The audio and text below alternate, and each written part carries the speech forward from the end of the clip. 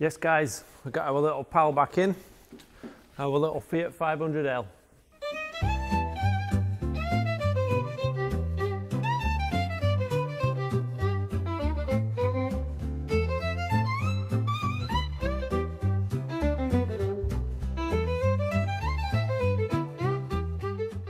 Now you might remember this one from a couple of months ago. We had the engine out and put a new spigot bearing inside the flywheel.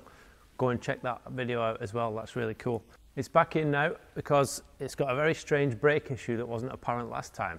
It's been driving around fine and now it seems as though the brakes are sticking on and the calipers are getting hot. Weird issue, let's check it out.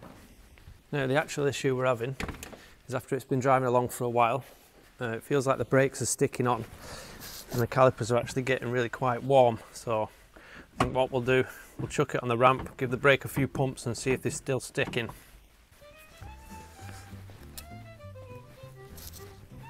Okay, can't even push it on the ramp. Yeah, definitely sticking. We'll have to drive it on.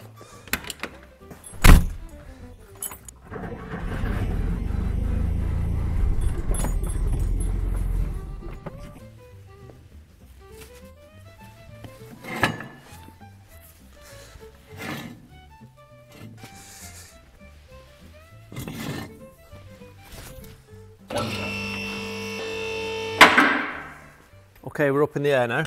I think I'll give the brake a few pumps. Just to build up any pressure that might be holding. Then we can check the wheels for seizing up. Yeah, as you can see, that's well and truly sticking on. A few miles of driving and that. And those calipers are going to get nice and warm. So let's first pop the wheel off and take a look at the brakes themselves. Oh, and what do we have here? It's a Vaudreuil branded beer mat. Don't forget to like, comment, subscribe, do all your things you need to do. It really helps out, nice one. Okay, we'll go ahead and take the wheel off as well now. Then that'll just expose, obviously the caliper. This thing has had a brake upgrade. It's got nice new disc brakes on the front.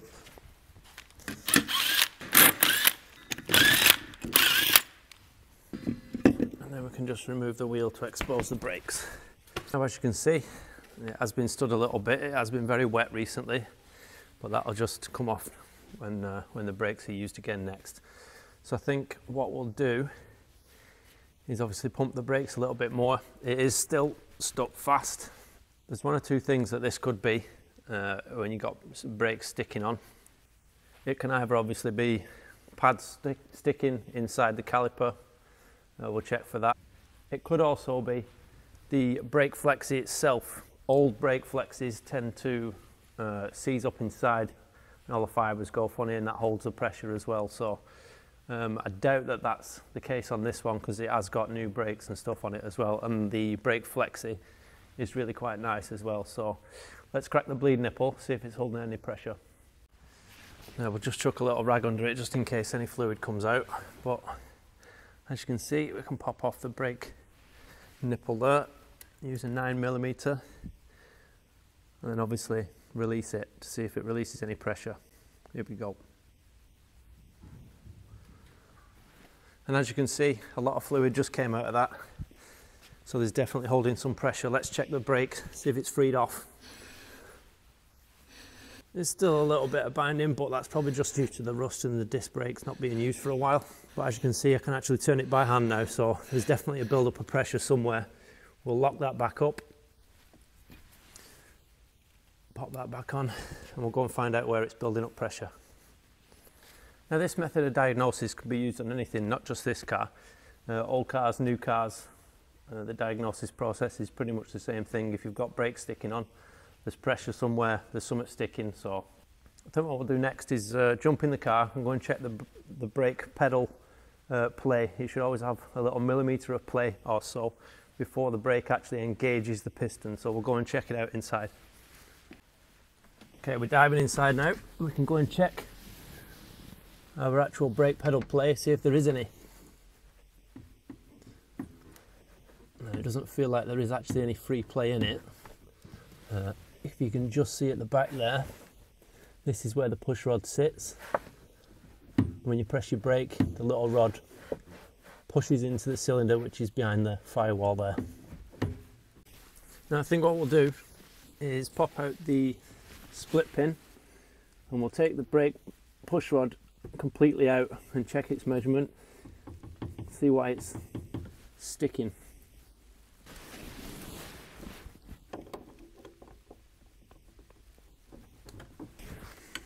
Now we should be able to just get a little screwdriver in here and pop that off, and the push rod should just fall out. Now, as you can see, when I popped it off, the push rod actually came towards us, which means it's definitely pushing on even when the brake is in its highest position, so we don't want that. Looks like somebody's been in here before and decided not to buy the proper part.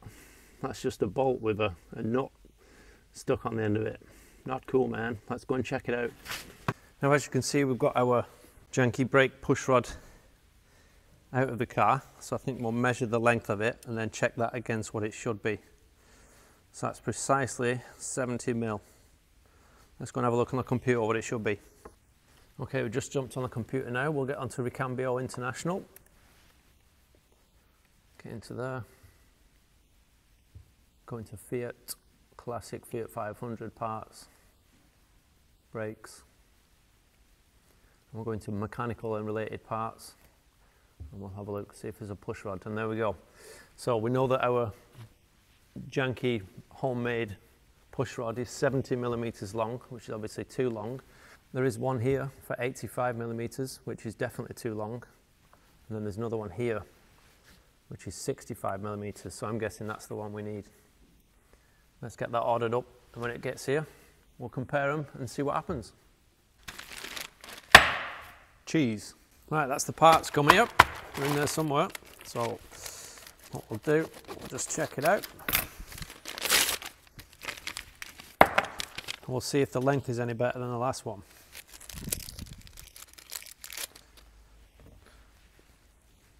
So we can see already that it is rather a little bit shorter by 5 mil.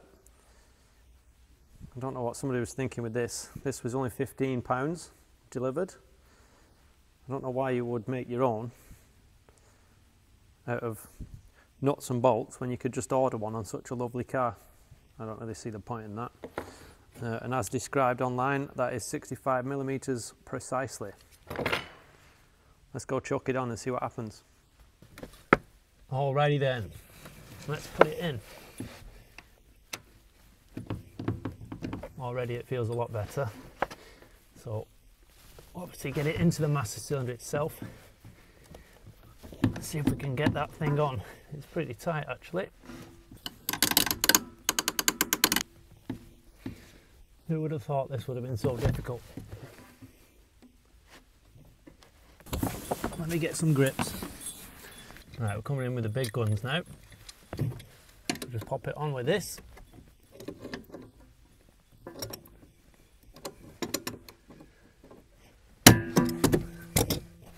There she blows. Now, as I said before, brake master cylinders should always have a little bit of play before it actually starts touching the piston. So you could see earlier that there was no free play whatsoever, but now there's a nice little bit of free play before it starts to engage the master cylinder. That's what you want there. So we'll chuck the split pin back in.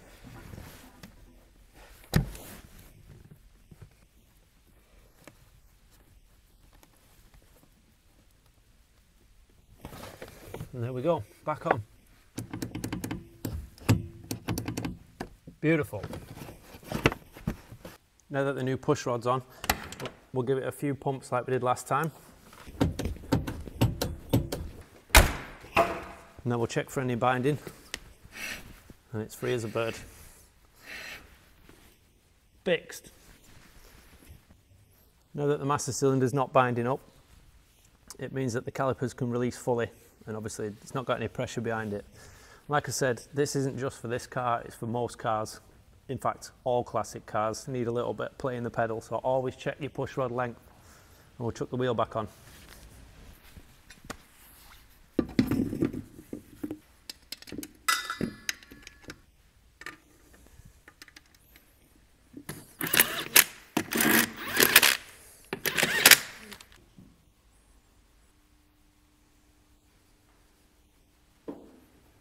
I think we all know where this little piece of crap needs to go.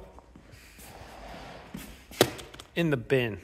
Okay, we're back on the ground. Don't forget, fellas, always check your nuts.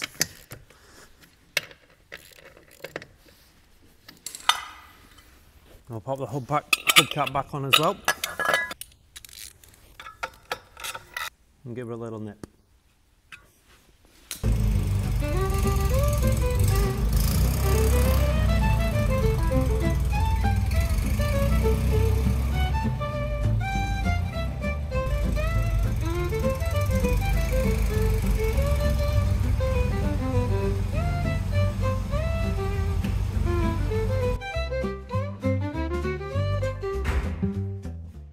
Oakley dokley, that's the test drive done. It drives really well.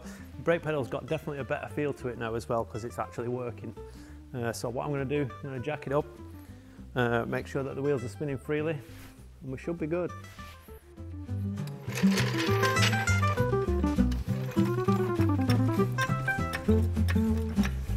Moment of truth.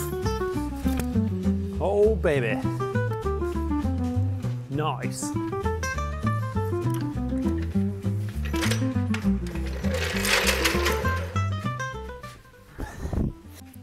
So that concludes the video. Nice short explanation on how important push rod lengths are to stop your brakes sticking on. Might save you a breakdown. Nice easy fix. I'm happy with that one. You can go back out on the road. If you've liked it, comment, subscribe, do what you need to do. It's a big help. Nice one. See you in a bit.